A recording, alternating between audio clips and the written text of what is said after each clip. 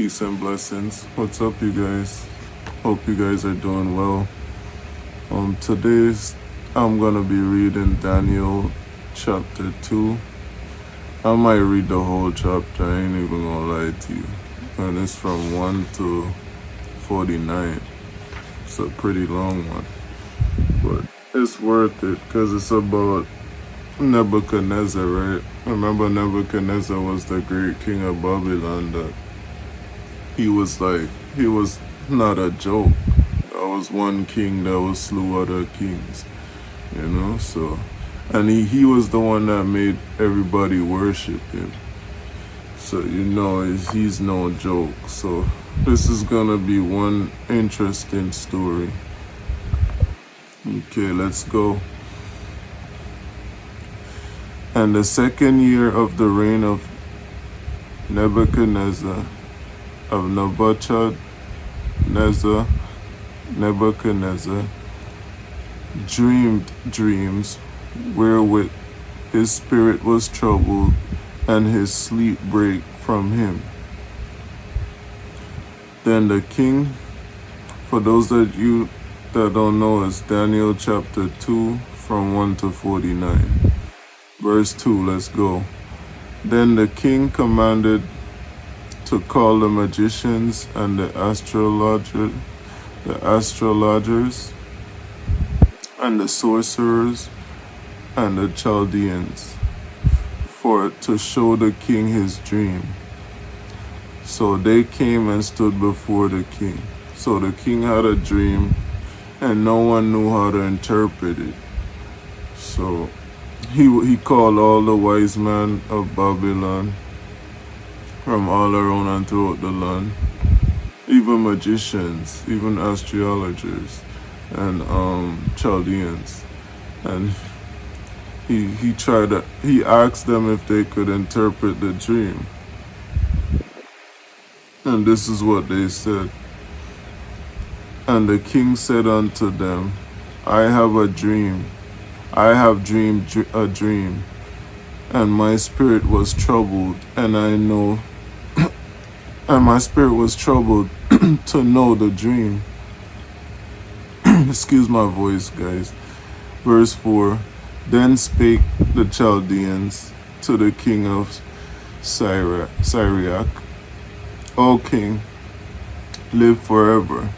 Tell thy servants the dream, and we will show the interpretations. So that's what the Chaldeans and all the servants told King Nebuchadnezzar. So verse 5, the king answered and said to the Chaldeans, the thing is gone from me. So the king is saying, the dream is gone from him. So let's go.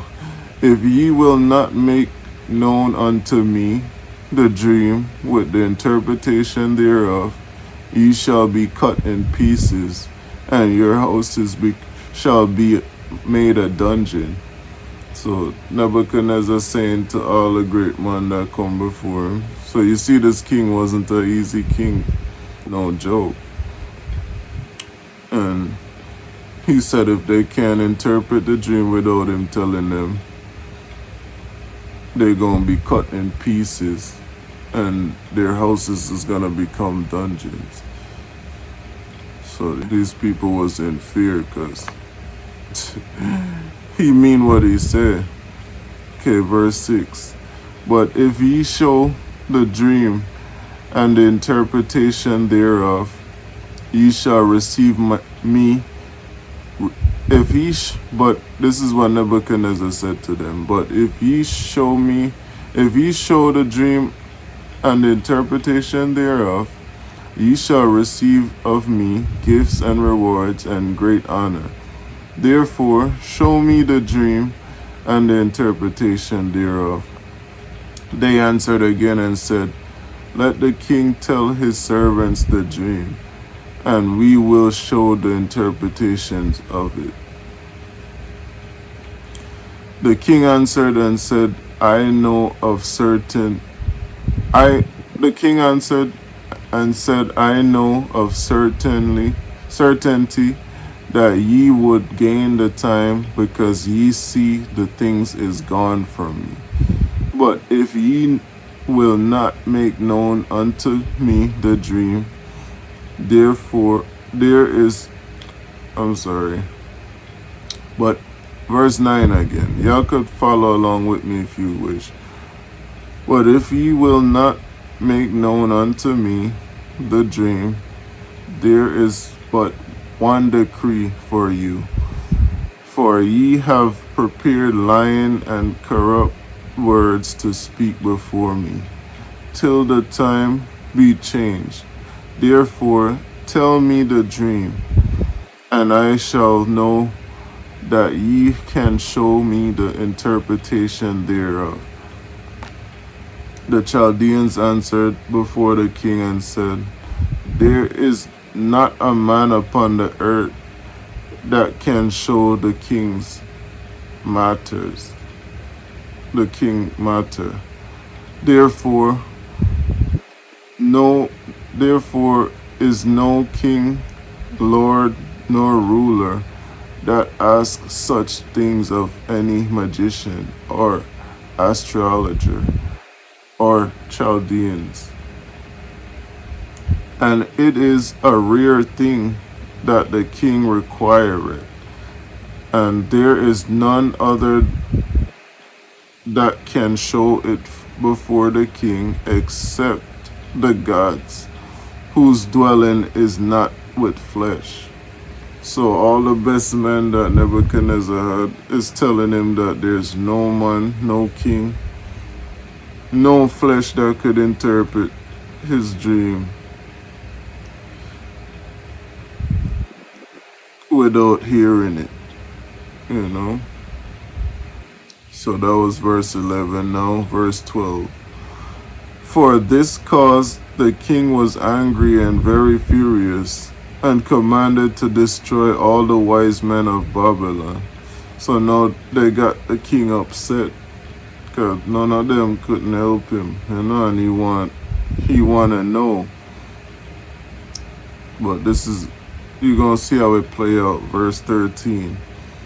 And the decree went forth that the wise men should be slain, and they sought Daniel and his fellows to be slain. Then Daniel answered with counsel and wisdom to Arach, the captain of the king's guard, which was gone forth to slay the wise men of Babylon. He answered and said to Arach, the king's captain, why is the decree so hasty from the king? That's what Daniel said to Arach. Why is the decree so hasty from the king? Then Arach made the thing known to Daniel. Then Daniel went in and desired of the king that he would give him time, and that he would show the king the interpretation. Then Daniel went to his house and made the thing known to Hananiah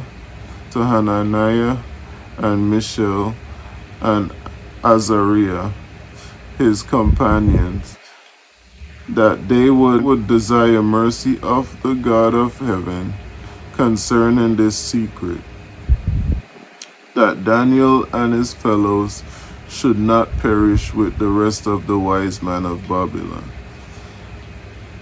Then was the secret revealed unto Daniel in a night vision.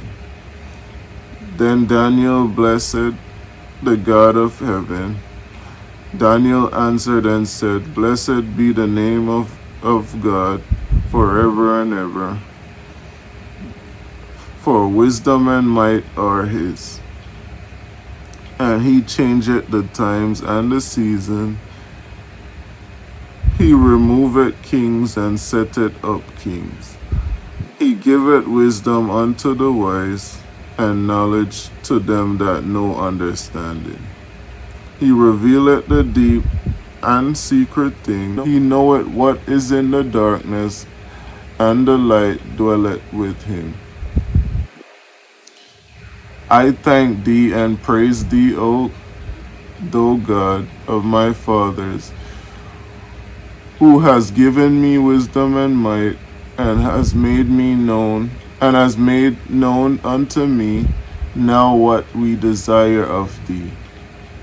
For thou hast now made known unto us the king's matter. So God revealed it to Daniel in a vision. Verse 24. Therefore Daniel went in unto Arach, which was the king's guard, whom the king had ordained to destroy the wise men of Babylon. Excuse me. He went and said thus unto him, Destroy not the wise men of Babylon. Bring me in before the king, and I will show unto the king the interpretation. Then Arach brought in Daniel before the king in haste, and said thus unto him, I have found a man of the captive of Judah, that will make known unto the king the interpretation. The king answered and said to Daniel, whose name was Belshazzar, Art thou able to make known unto me the dream which I have seen, and the interpretation thereof? Daniel answered in the presence of the king, and said, The secret which the king has demanded cannot the wise men, the astrologers, and the magicians, the soothsayers, show unto the king? So let me read that again, verse 27. Daniel answered in the presence of the king, said, The secret which the king has demanded cannot the wise astrologers and the magicians and the soothsayers show unto the king, but there is a God in heaven that revealeth secrets. So Daniel is telling him that God revealed it to him. And all the greatest man Nebuchadnezzar had, none of them could interpret it. So you see how powerful God is. And this was a man that was having people worship him. And look how this play out. Verse 28. But there is a God in heaven that revealeth secrets, and make it known to the king Nebuchadnezzar what shall be in the later days. Thy dream and the visions of thy head upon thy bed are these. As for thee, O king, thy thoughts came into my mind upon thy bed, what should come to pass hereafter. And he that revealeth secrets make it known to thee what shall come to pass. But as for me, this secret is not revealed to me for any wisdom, that I have more than any living, but for their sake that shall make known the interpretation to the king, and that thou mightest know the thoughts of thy heart. Thou, O king, sawest, and behold, a great image.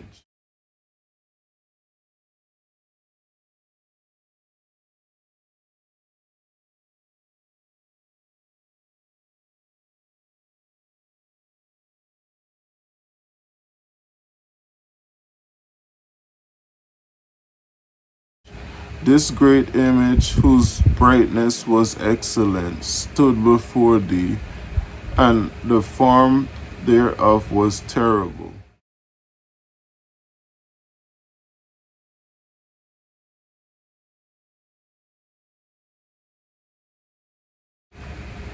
This image head was of fine gold,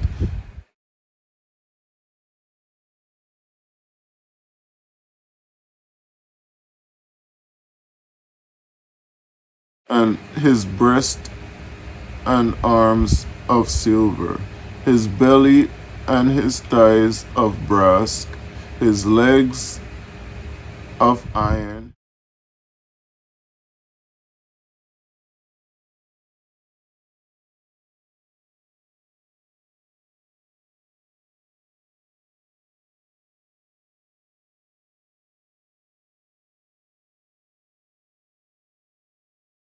his feet of iron, and part of clay. Thou sawest till that a stone was cut out without hand, which smote the image upon his feet.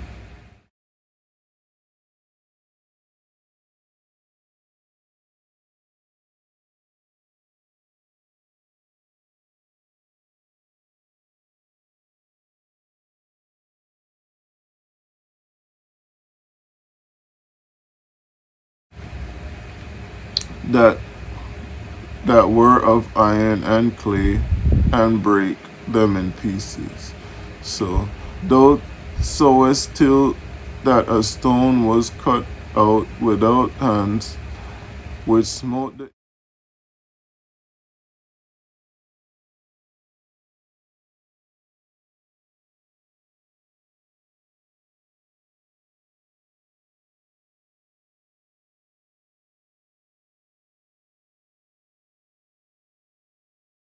image upon his feet, and were of iron and clay, that and break them in pieces. So there was a stone that destroyed the same image that Nebuchadnezzar saw in the dream, but he couldn't remember the dream, so he needed Daniel to interpret the dream. And by Daniel mentioning it to him, everything started to come back to him. You know, it happens to us too. Sometimes we'll have dreams and we don't remember the dreams, and then it's shocking if somebody come out of nowhere, or if the dreams start to play out in reality. You like, damn, no, everything coming back to sense, because no, you had the vision but you didn't remember it, and as it play out, everything come back to you. Okay, verse 35. Then was the iron, the clay, the brass, the silver, and the gold broken to pieces together, and become like the shaft of the summer threshing floors, and the wind carried them away, that no place was found for them. And the stone that smote the image became a great mountain, and filled the whole earth. Verse 36. This is the dream, and we will tell the interpretation thereof before the king. So now Daniel broke down the dream that Nebuchadnezzar had. Now he's about to interpret that very dream. Okay, verse 37. Thou, O king, art a king of kings, for the God of the heaven has given thee a kingdom, power, and strength, and glory. And whosoever the children of men dwell, and wheresoever, let me back to 37. I'm sorry, guys. Thou, O king, art a king of kings, for the God of heaven has given thee a kingdom, power, and strength, and glory. And wheresoever the children of men dwell, and the beasts of the field, and the fowl of the heavens, has given into thine hand, and has made thee ruler over them all. Thou art his head of gold. Thou art his head of this head of gold. So King Nebuchadnezzar represent the head. which was made of pure gold. That was on the image that got destroyed. Okay, verse 39. And after thee shall arise another king inferior to thee, and another third kingdom of brass, which shall bear rule over all the earth. So each part of this image represents a kingdom. Okay. So, and after thee shall arise another kingdom inferior to thee, and another third kingdom of brass, which shall bear rule over all the earth. And the fourth kingdom shall be strong as iron, for as much as iron breaketh in pieces, and subdueth all things. And as iron that breaketh all these, shall it break in pieces and bruise. And whereas thou sawest the feet and toes, part of potter's clay and part of iron. So the feet was made of clay and iron. And that was also representing a kingdom. The kingdom shall be divided. So the feet that represent a kingdom is a kingdom that was divided. That's why it have half clay and half iron. So it's just an interpretation of division. But there shall be in it. Let me read over 41. Whereas thou sawest the feet and the toes, a part of potter's clay and a part of iron. The kingdom shall be divided, but there shall be in it of the strength of the iron. For as much as thou sawest the iron mixed with merry clay, verse 42, and as the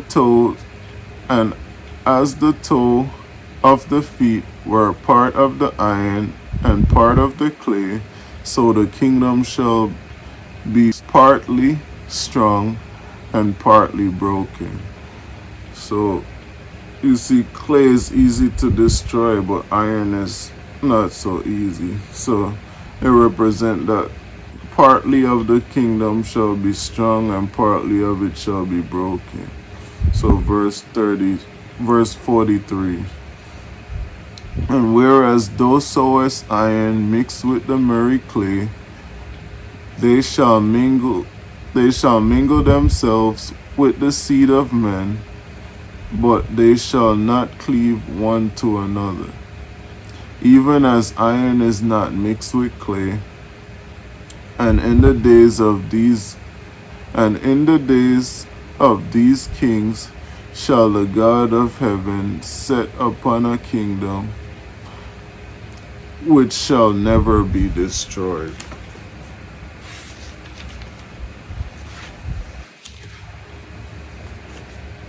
Okay.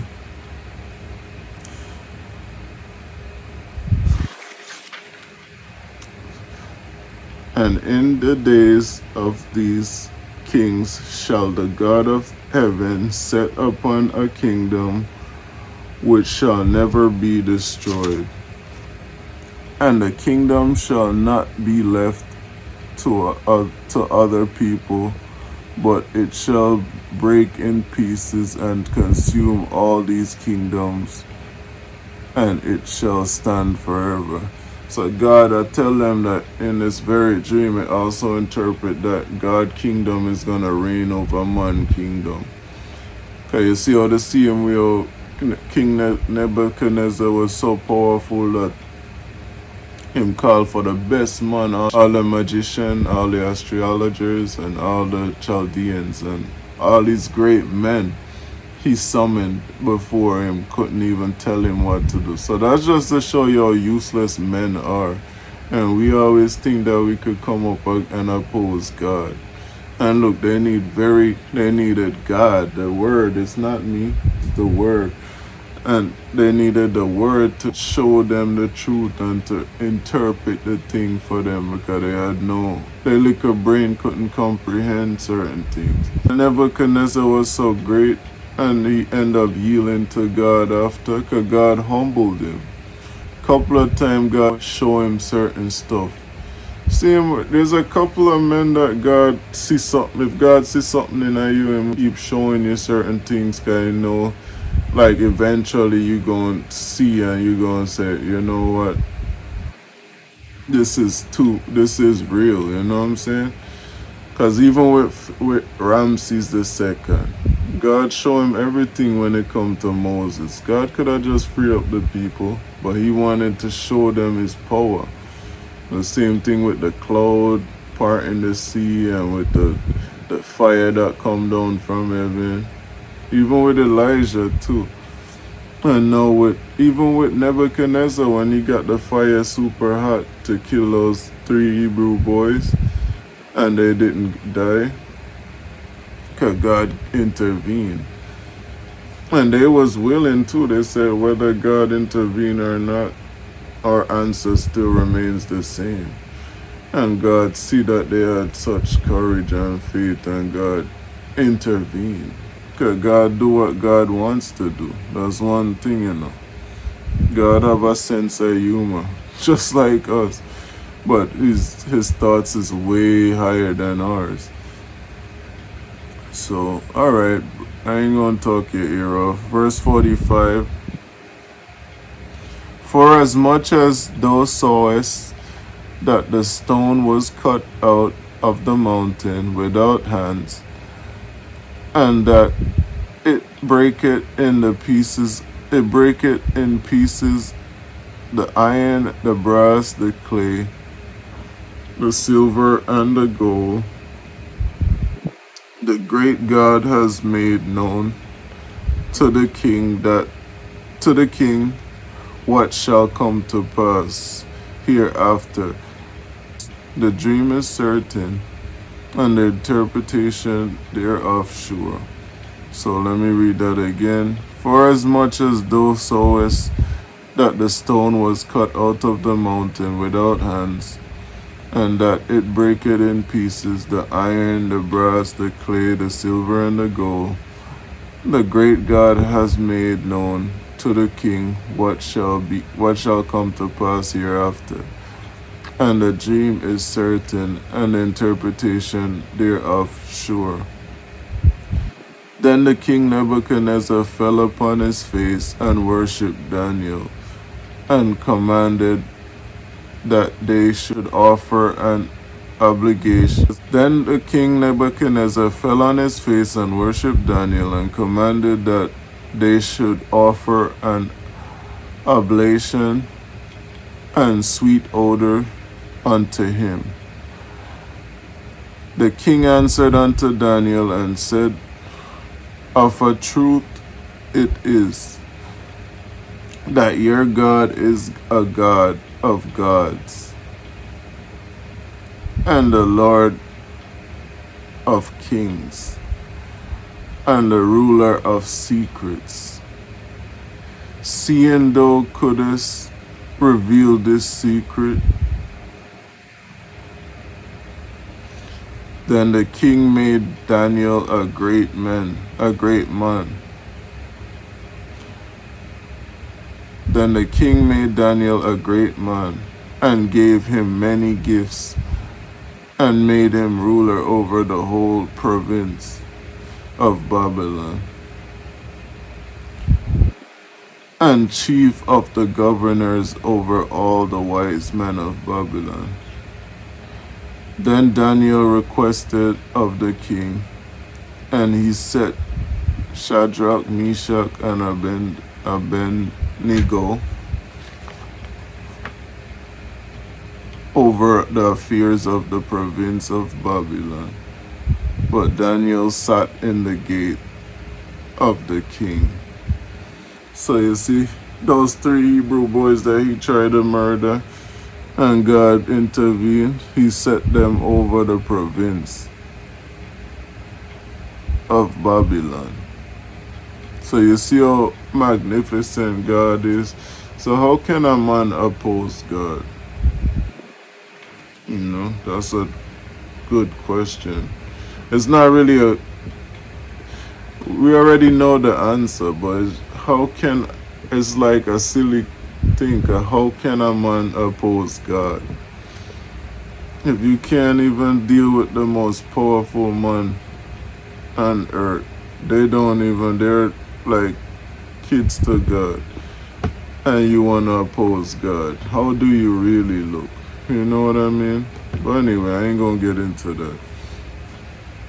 The lesson to this is God showed how powerful Nebuchadnezzar is, and how God don't like when you're proud. He like when you're humble. But if you're not humble, he will humble you. It's just that simple. And God showed that his kingdom reign over all kingdoms. So no matter how powerful, God is the one that set it up one and put it down the other. So if God want to exalt you or promote you, he will. God do what he please. And any door he closed, no man can open. Any door he opened for you, no man can even try to close. Because the more they try to stop you, the bigger the blessing. So praise God forever and ever. Blessed be his name. I hope this word was a blessing to y'all. I know I don't really get much views on YouTube, but I speak that God may bless my hands, bless my channel, bless you guys, whoever watch it and support it.